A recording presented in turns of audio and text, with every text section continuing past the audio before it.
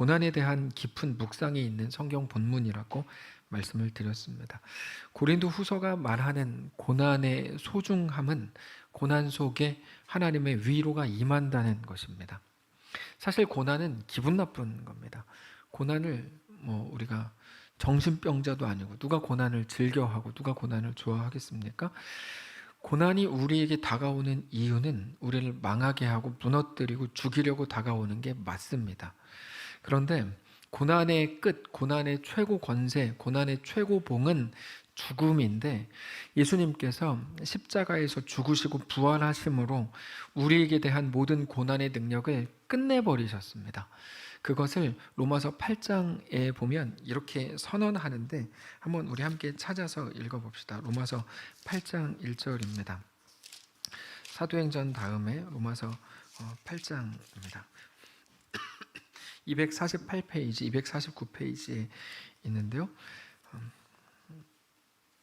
로마서 8장 1절 2절입니다. 그러므로 이제 그리스도 예수 안에 있는 자에게는 결코 정죄함이 없나니 이는 그리스도 예수 안에 있는 생명의 성령의 법이 죄와 사망의 법에서 너를 해방했다. 이렇게 말씀을 하시는데 이게 바로 그 표현입니다.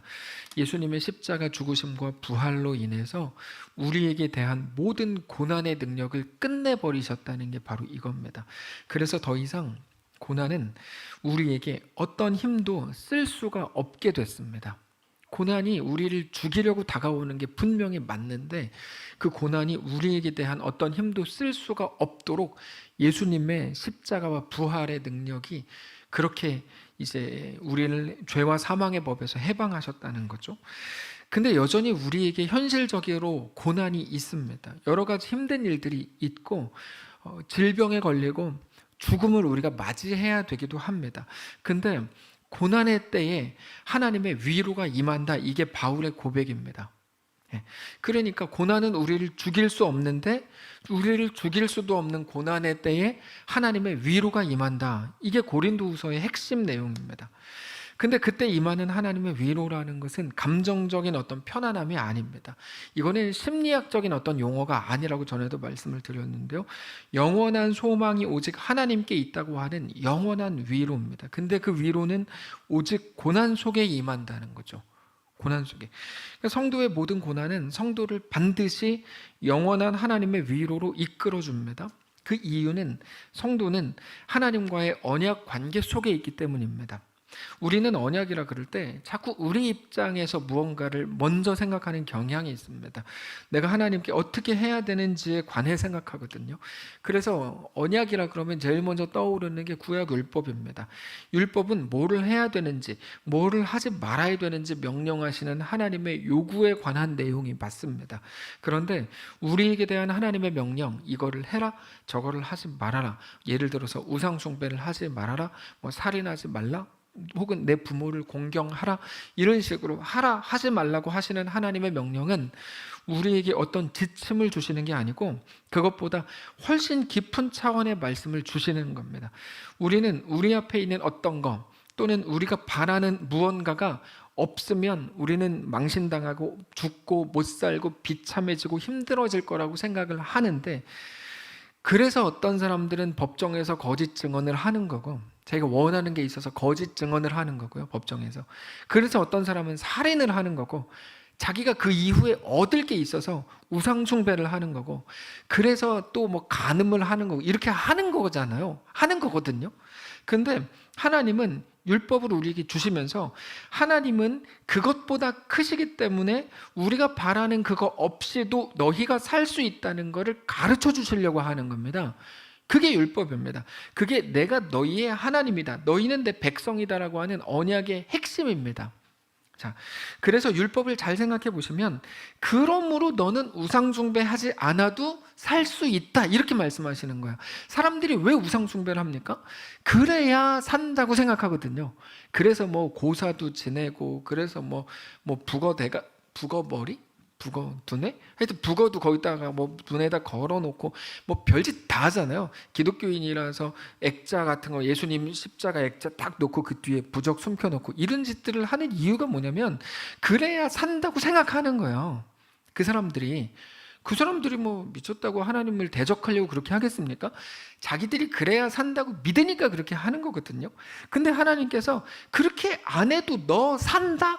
라고 말씀하시는 게 율법이에요. 너 법정에서 네가 살아보려고 거짓 증언하지 않아도 너는 살 수 있다. 왜요? 내가 네 애비다 이거거든요. 너 살인하지 않아도 너 잘 살 수 있다. 너 간음하지 않아도 얼마든지 행복하게 살 수 있다. 우리에게 주신 계명은 다 그렇게 풀리는 겁니다. 핵심은 너는 그게 현실적으로 아주 중요한 문제라고 생각해서 그렇게 하는지 몰라도 하나님은 그것들보다 크다. 그게 계명의 핵심입니다. 그래서 하나님을 속일 수 있는 사람은 아무도 없는 거죠. 사람은 마음껏 속이죠. 사람은 뭐 마음껏 속이죠. 근데 하나님을 속일 수 없죠. 선악과 이야기를 말씀을 드렸는데요, 선악과는 아담과 하와의 눈에 분명히 어떻게 보였습니까? 보암직하고 먹음직하고 지혜롭게 할 만큼 탐스럽게까지 한 열매로 보였죠. 그러면 먹어야죠. 우리가 이거 기회야, 찬스야, 이거 지금 안 하면 안 돼 라고 생각할 때는 해야죠.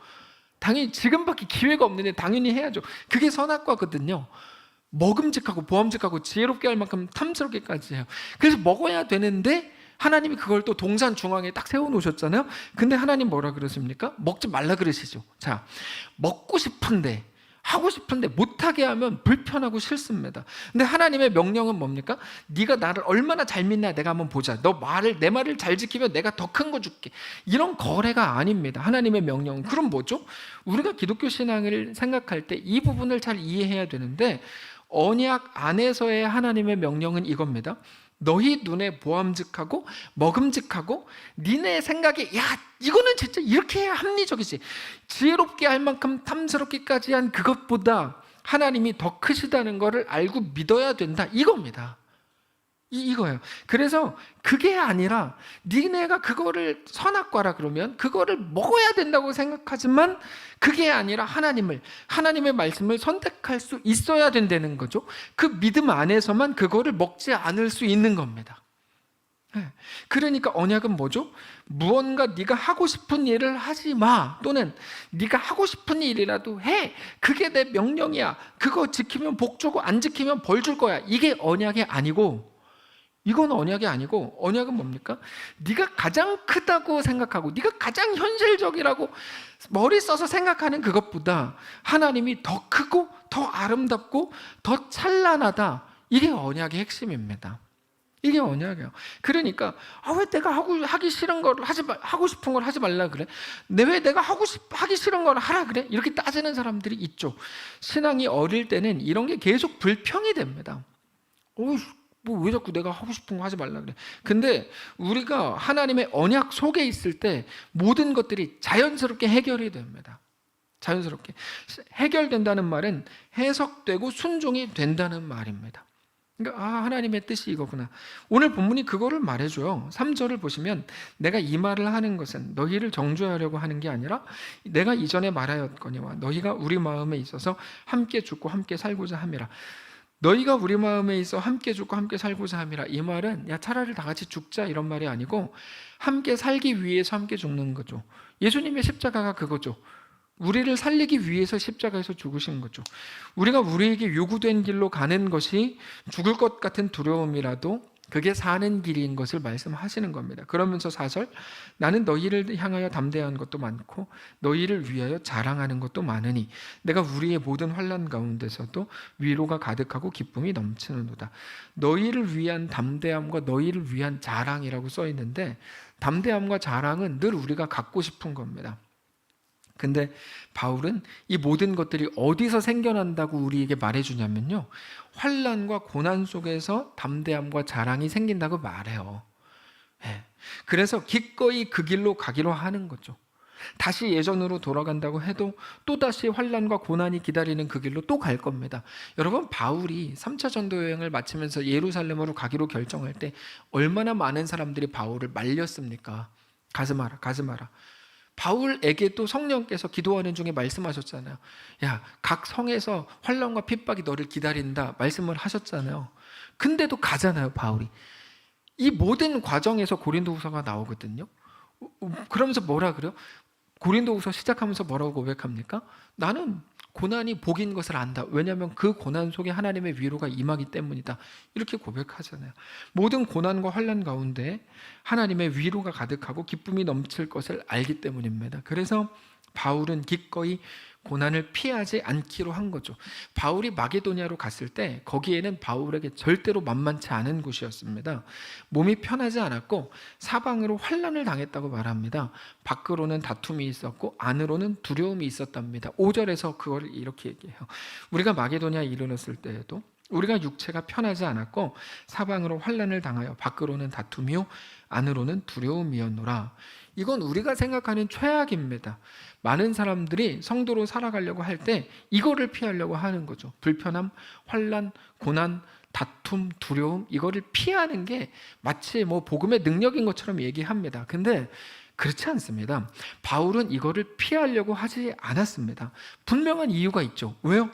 고난 속에 하나님의 위로가 임하기 때문이에요.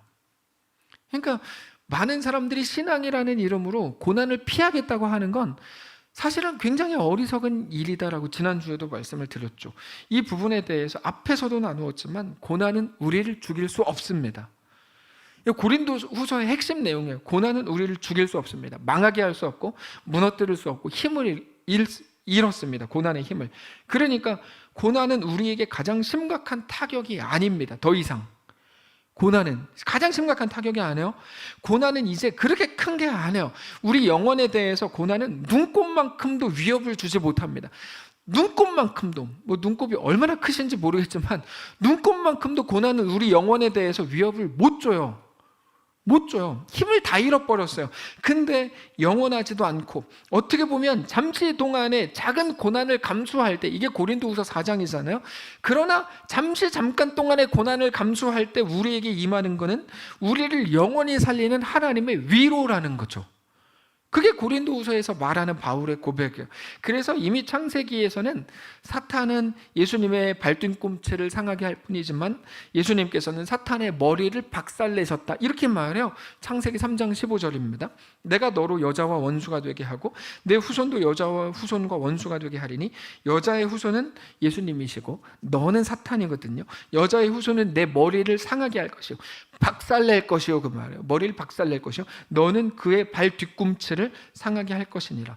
그러니까 이게 우리에게도 동일하게 적용이 되는데요. 세상이 주는 고난과 하나님이 그때 주시는 위로와 영광이라는 거는 두 개가 비교할 수가 없는 거예요.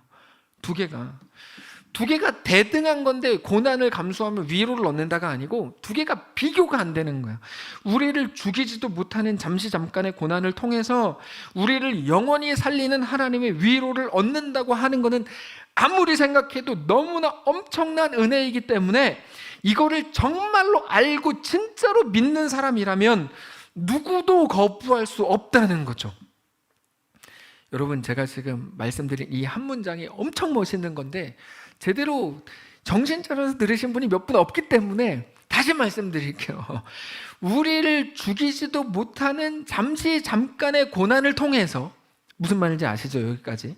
자, 우리를 영원히 살리는 하나님의 위로를 얻는다고 하는 것은 아무리 생각을 해봐도 너무나 엄청나게 큰 은혜이기 때문에 이거를 정말로 알고 믿는 사람이라면 누구도 거부할 수 없는 일이라는 거죠. 감사합니다. 고개라도 끄덕여 주셔서 제가 무한 감사를 드립니다. 자, 근데 그게 고린도후서가 우리에게 말씀하시는 고난의 유익이에요. 그래서 고난이 힘겨울 거를 알지만 바울은 그 고난 속으로 터벅터벅 들어간다고요. 기독교 신앙은 이 믿음입니다. 이 믿음. 기독교 신앙은요, 자기들끼리 모여가지고 막 기분 좋게 뭐 먹고 뭐 즐기고 뭐 착하게 살자 뭐 이게 기독교 신앙이 아니고 기독교 신앙은 요 믿음이에요. 이 믿음. 그게 오늘 본문에서 소개가 되는 겁니다. 바울은 5절에서 읽은 것처럼 고난 속으로 들어갔고요. 하나님께서는 디도를 통해서 바울을 위로하셨어요. 하나님이 디도를 보내셨고 바울이 디도의 보고를 통해서 고린도 교회의 성숙을 알게 됩니다. 바울은 그 소식을 들을 때 더욱더 큰 위로를 받죠. 6절을 보시면 이렇게 되어 있습니다. 그러나 낙심한 자들을 위로하시는, 낙심은 왜 합니까? 고난 속에서 하잖아요. 낙심한 자들을 위로하시는 하나님이 디도를 통해 우리를 위로하셨으니 7절, 그가 온 것뿐 아니요 오직 그가 너희에게서 받은 그 위로로 위로하고 너희의 사모함과 애통함과 나를 위하여 열심히 있는 것을 우리에게 보고함으로 나를 더욱더 기쁘게 했다. 이게 별거 아닌 것처럼 보이시는데 별거 아닌 게 아닙니다. 엄청난 하나님의 은혜의 시스템을 보여주는 건데요, 바울에게 위로가 임하는 순간은 바울이 마게도냐에 이르렀을 때다라고 얘기하는 거예요. 바울에게 위로가 임하는 순간은 바울이 마게도냐에 이르렀을 때다. 그러니까 마게도냐가 환란이 있고 밖으로는 뭐 있고 안으로는 뭐가 있어서 안 가겠어요 라고 우리 모두가 투쟁하잖아요. 하나님께 우리 기도는 거의 투쟁에 가깝잖아요. 예? 그게 아니라고요. 그러니까 그러면 하나님의 위로가 임할 방법이 없다고요. 이게 이해가 되십니까? 이해는 되는데 거부하고 싶으시죠? 여러분 잘 들으셔야 돼요. 바울에게 위로가 임하는 순간은 바울의 마게도냐에 이르렀을 때입니다. 자꾸 어떤 집사님이 저한테 설교 시간에 화내지 말라 그래서 제가 조용히 할 건데, 그래서 제 마음이 전해지지 않는 것 같은 느낌이 들어요. 근데 하여튼 조용히 하겠어요. 앞으로도. 자, 바울에게 위로가 임하는 순간은 바울이 마게도냐에 이르렀을 때입니다. 그게 오늘 본문이 우리에게 말해주는 거라고요. 근데 고난이라는 거는 매우 극히 작은 거지만 그거를 통해 임하는 하나님의 위로는 비교할 수 없을 만큼 엄청나게 큰 거라고요. 저는 우리가 바로 이거, 하나님이 우리 삶에 어떻게 위로를 주시는지, 언제 참 위로를 주시는지를 잘 알게 되시기를 정말 원합니다. 그래서 고난 속에 있으시다면 하나님의 위로를 구하십시오. 내가 저주받았어 라고 하지 마시고, 목소리가 커질 뻔했어요. 내가 저주받았어 라고 하지 마시고, 도대체 어떤 집사님이 목사님한테 화내지 말라 그런 거야 라고 생각하지 마세요. 김씨라는 것만 얘기할게요. 아니. 자, 근데 여러분, 우리나라에 김씨 제일 많으니까요. 자, 언제 하나님의 위로가 임하는지를 아셔야 돼요. 다른 성씨들은 지금 다 안심을 하시는 것 같아요. 바울은 계속해서 하나님의 은혜가 언제 임하는지, 하나님의 위로의 때가 언제인지에 대해서 고린도후서를 통해서 계속 말해요. 우리한테 성경이 우리에게 계속해서 말씀하시는 것처럼 우리 눈에 보이는 게 전부가 아닙니다. 우리 눈에 보이는 건 뭡니까? 고난이죠. 현실에 대한 느낌. 고난은 힘들다? 괴롭다? 없어지면 좋겠다. 그냥 피하고 싶다. 근데 성경은 우리에게 그렇지 않다. 고난에는 너희를 무너뜨릴 실제적인 힘이 없다고 말씀을 하십니다. 이 고난을 보면서 벌벌 떠는 거는 그래서 우리가 속는 거예요. 우리를 죽이고 무너뜨릴 수도 없는 고난을 보면서 공포에 사로잡히지 말아야 돼요. 이 일이 일어나면 나는 망신만 당하고 그러면 사람들은 나를 우습게 볼 거고 멸시하고 나를 그렇게 완전히 망가뜨릴 거야 라고 하는 거는 우리의 상상력 속에만 있는 겁니다. 요거를 조금 우리가 이해하긴 해야 되는데, 고난의 무서움은 상상력 속에서만 우리를 죽이는 겁니다. 자, 그러나 고난은 우리를 절대로 무너뜨릴 수 없고 영원히 죽일 수 없습니다. 이게 무슨 말이냐면, 제가 만약에 횡령했다고 할게요. 제가 횡령 안 했습니다. 근데 횡령했다고 합시다. 한 500억 정도 해야 또 횡령을 했다고 칩시다. 근데 제가 잘 숨기고 있었는데 이게 걸릴 것 같아요. 느낌이. 그러면 제가 그때 뭐라 그럴까? 막 마음이 어려워지잖아요. 걸리면 안 되는데 이렇게 생각이 되잖아요. 그때의 그 고난이, 걸리는 게 고난이거든요. 걸리면은 나는 완전히 진짜 너무 부끄럽고 감옥 갈 텐데 라고 하는 그거, 당연히 부끄럽고 감옥 가겠죠. 100% 가겠죠. 그러나 그것마저도 저를 영원히 죽이지 못한다고 얘기하는 거예요. 기도하면 안 걸려가 아니고. 근데 이 부분에서 많은 성도들이 이제까지 기도하면 안 걸려로 갔다고. 기도하면 안 걸려. 근데 걸린다니까요. 기도하면 더 걸려. 근데 걸리는데 그래서 부끄러움을 당하고 감옥 갈 거예요. 아마 분명히. 그래도 그게 우리를 하나님의 사랑에서 끊을 수는 없다고 얘기하는 겁니다. 자, 조금 더 가볼까요?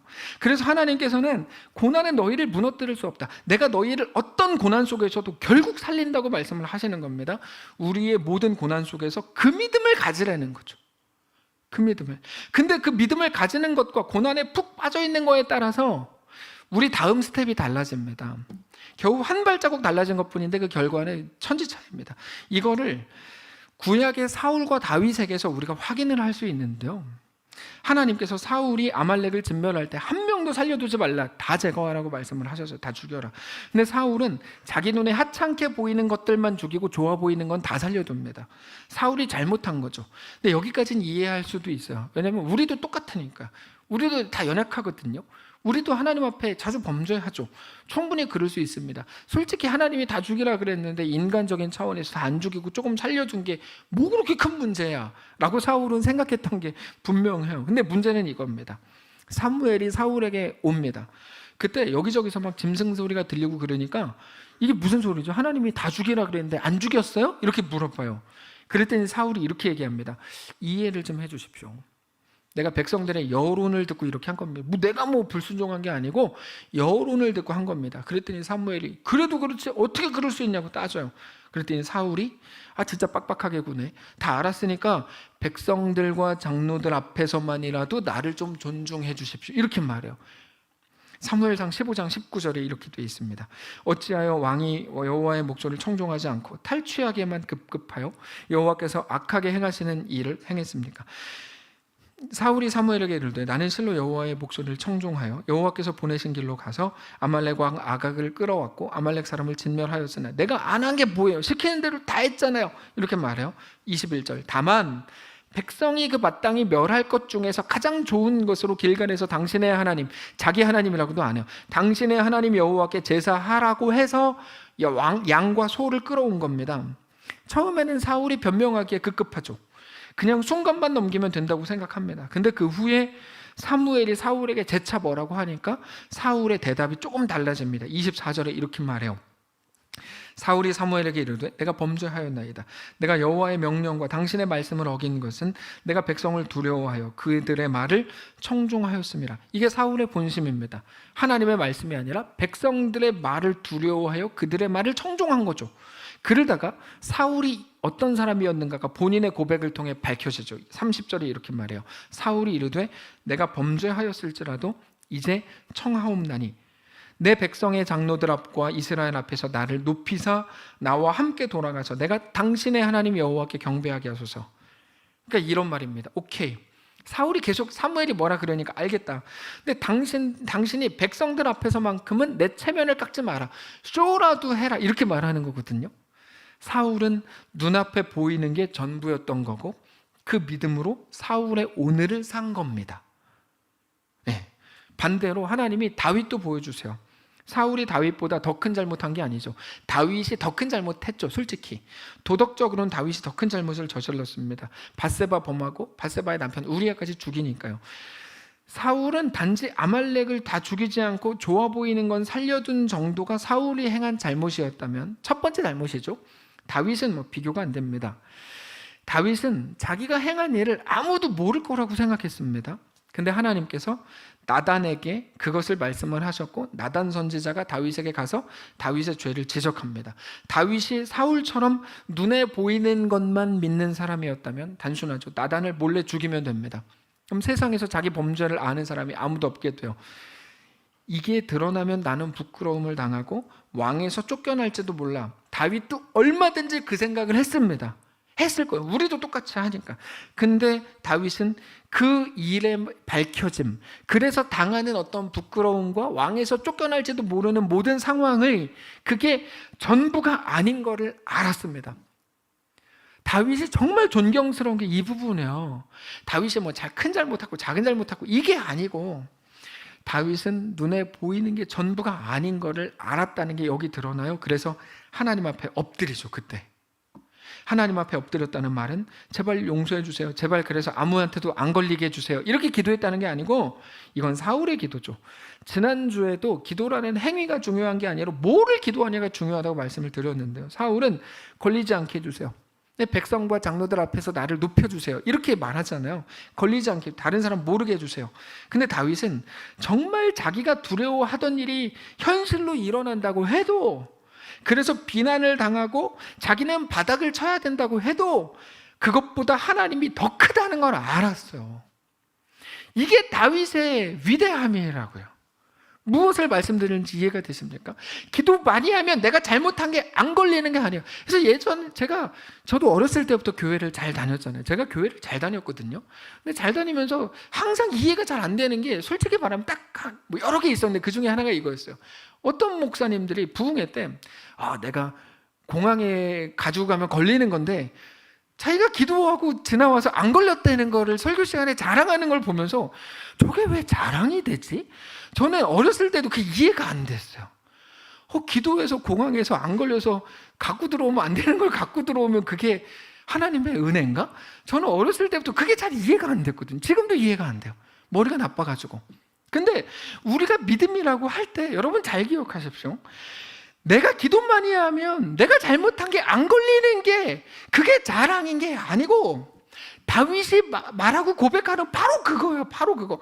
내가 두려워하던 일이 현실로 일어난다고 해도, 그래서 비난을 당하고 자기는 인생을 바닥을 쳐야 된다고 해도 그것보다 하나님이 크시다는 것을 알았다는 거죠. 에? 우리가 믿는 믿음이 바로 그겁니다. 기독교라는 이름으로 이 땅에서 불법을 행해도 나는 망고 땡이다, 그게 은혜가 아니고요. 그러나 내가 어려운 일을 당해도 그 모든 것이 합력하여 선을 이루실 하나님을 믿는 거죠. 믿음은 어디 있습니까? 거기 있는 거예요. 믿음은. 그래서 다윗이 어떻게 합니까? 일개 나단 선지자 앞에 무릎을 꿇습니다. 근데 공항 간증은 사실 지금도 많은 분들이 해요. 저는 아주 부끄러운 일이라고 여깁니다. 근데 바로 이 차이입니다. 하나님이 우리에게 요구하시는 믿음이 바로 그거예요. 고난이 주는 상상력 속에 있는 우리의 영원한 멸망을 믿지 마라. 그죠? 고난은 그럴 힘이 없다. 어떤 일도 우리를 영원히 죽일 수 없다는 것을 알아야 된다. 이게 성경이 우리에게 말씀하시는 거야. 그래서 어떻게 하라는 겁니까? 다윗이 어떻게 하죠? 나단 앞에서 무릎을 꿇죠. 무릎을 꿇어요. 자기가 당하게 될 모든 부끄러움보다 하나님이 더 크시거든요. 모든 부끄러움은 나를 영원히 죽이지 못하거든요. 그러나 그것을 통해 하나님께서 나를 하나님의 완전하신 사람으로 만들어 가실 거거든요. 걸리지 않으려고 최선을 다하지 말고, 걸리더라도 그게 너를 죽일 수 없음을 믿어라. 이게 극단적인 하나님의 말씀인 거야. 하나님은 그것보다 크기 때문이다.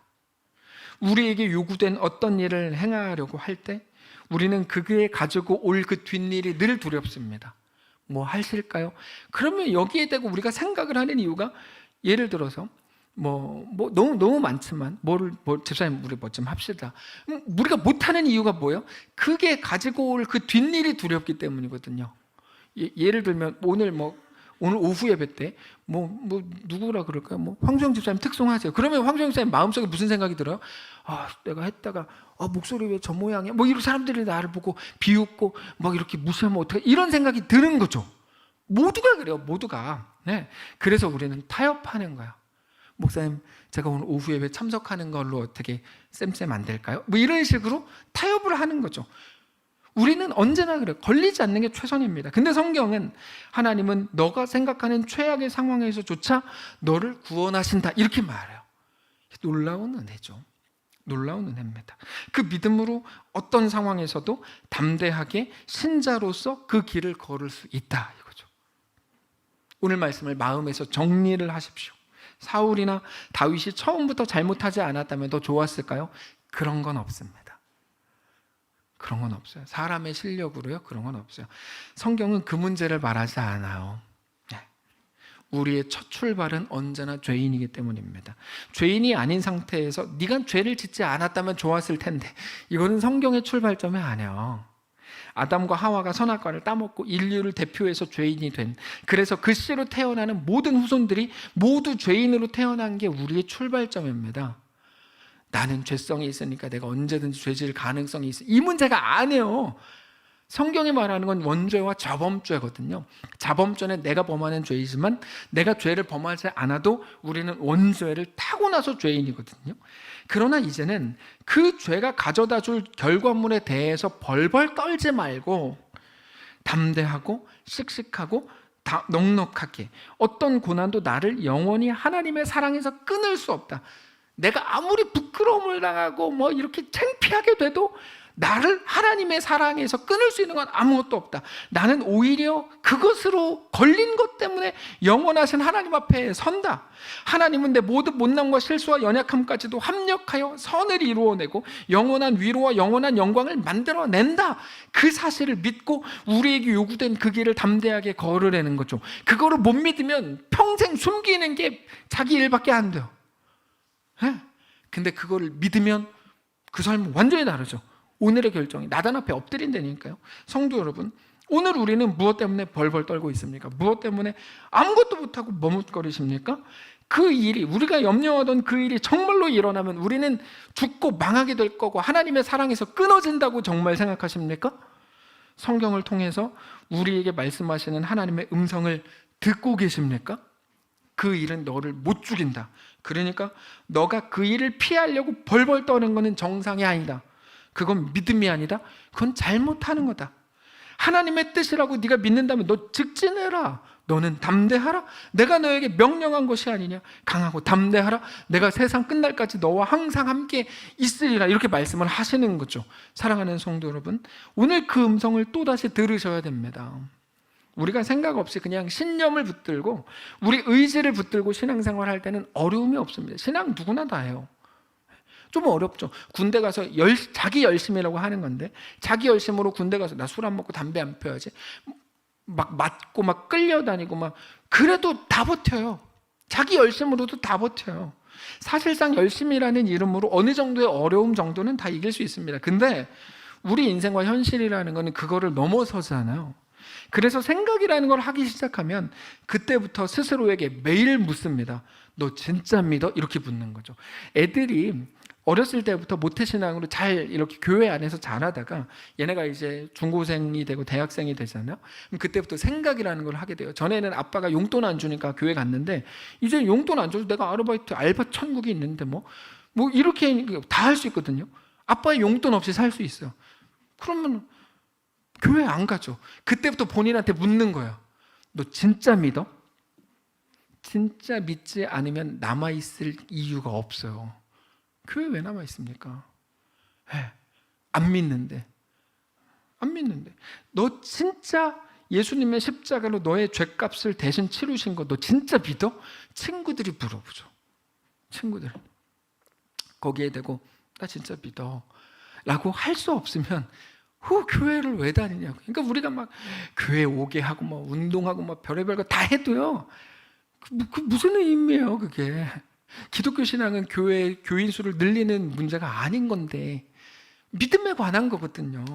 예수님의 부활의 능력이 오늘 너의 모든 삶과 모든 고난과 환난 속에서도 너를 지키고 너를 정말 영원히 살릴 걸 너 진짜 믿냐?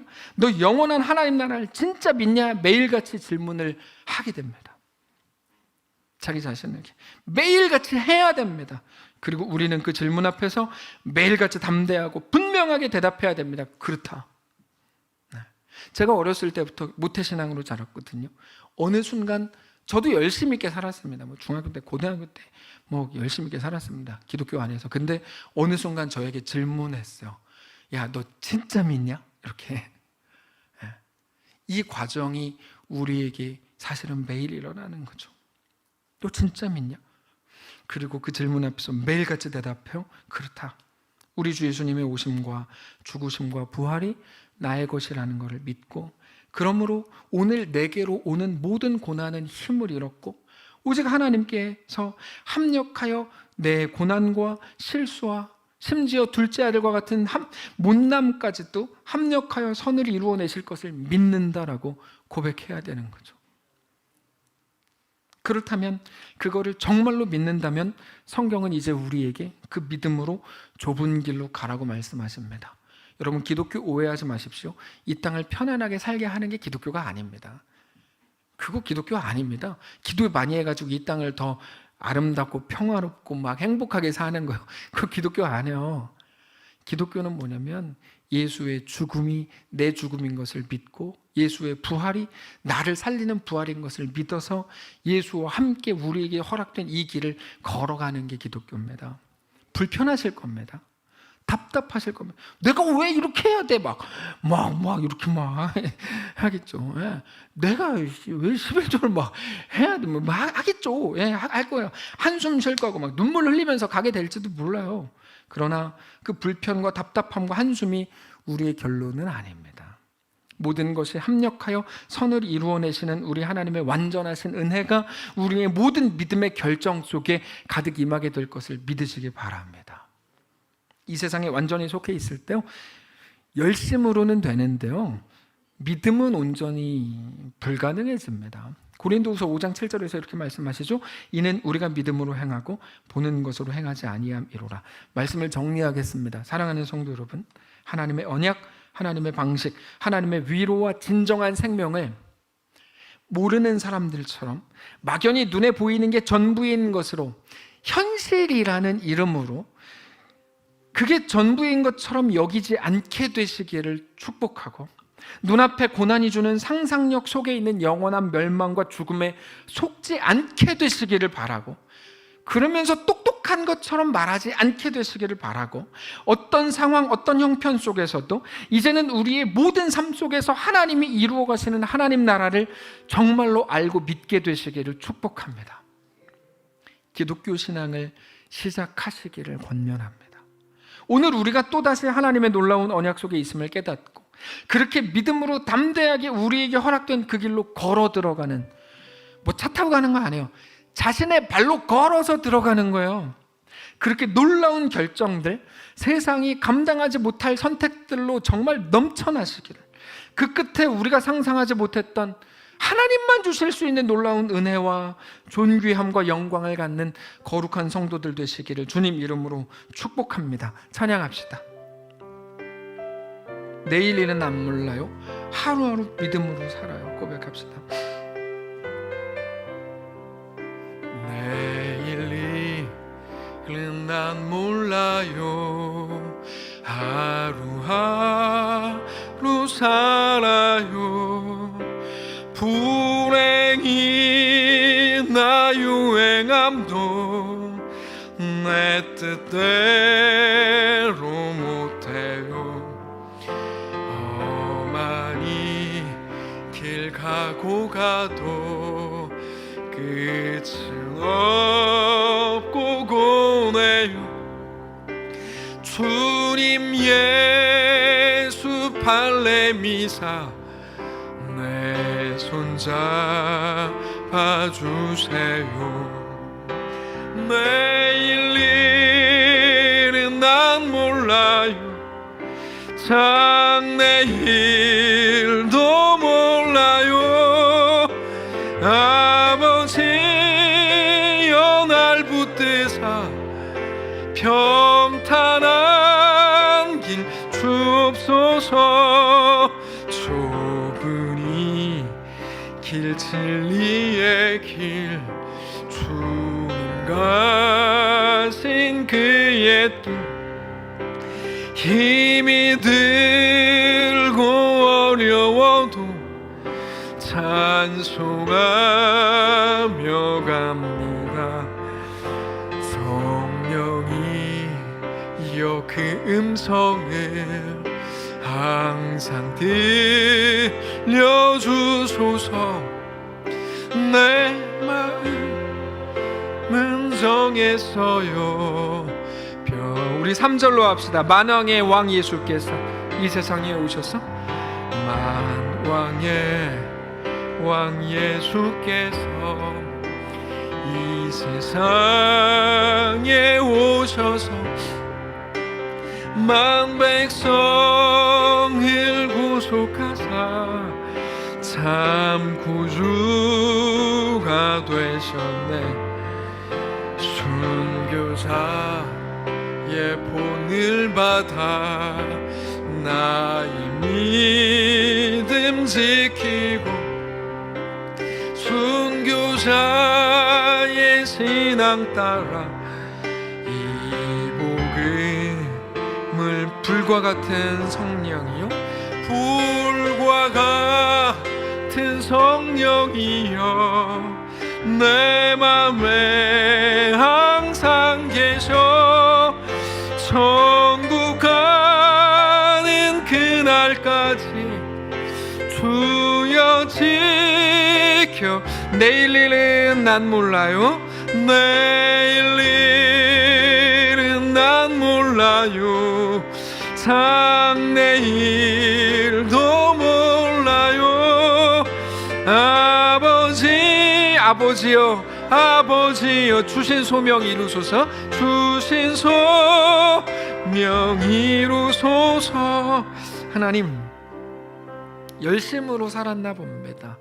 열심으로 노력도 하고 봉사도 하고 기독교인이라는 타이틀을 가지고 살았는지도 모릅니다. 근데 어느 순간이 딱 되니까 열심은 다 무너지고 결국 믿음 하나 남는 거 우리가 잘 압니다. 너 진짜 믿냐? 야, 아무도 없는 무인도에 간 것 같이 그 자리에 서서 성령께서 우리에게 너 진짜 믿냐? 너 진짜냐?